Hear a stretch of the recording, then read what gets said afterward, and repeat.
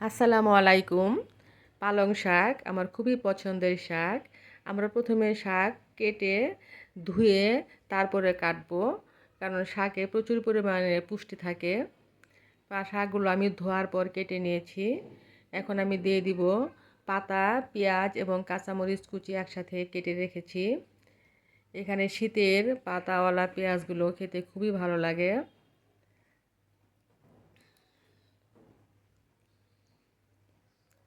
এখন আমি স্বাদ মতো লবণ দিয়ে দিব। শাকের মধ্যে লবণ অল্প দিতে হয়। এখন আমি সামান্য মরিচের গুঁড়ো দিয়ে দিলাম, সামান্য হলুদের গুঁড়ো দিয়ে দিব। শাক যত মশলা কম দিবেন শাক খেতে তত মজা।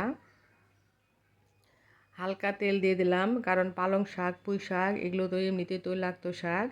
যত তেল কম দিবেন খেতে ভালো লাগে। খুব ভালো করে আমি মেখে নিচ্ছি।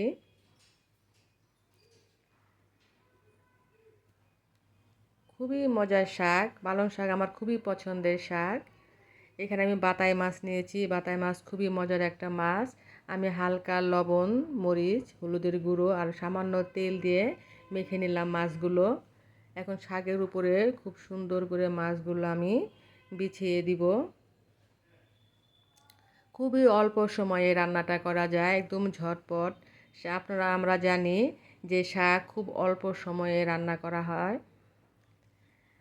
আমি পানি দিলাম না, শুধু সামান্য পরিমাণে হাত ধুইতে পানি দিছি। শাকেতে এমনিতেই পানি ওঠে। এই শাক আপনি যদি কত মশলা কম দিয়ে রান্না করেন, শাকটা সবুজ সবুজ থাকে। বন্ধুরা ভালো থাকবেন। আল্লাহ হাফেজ।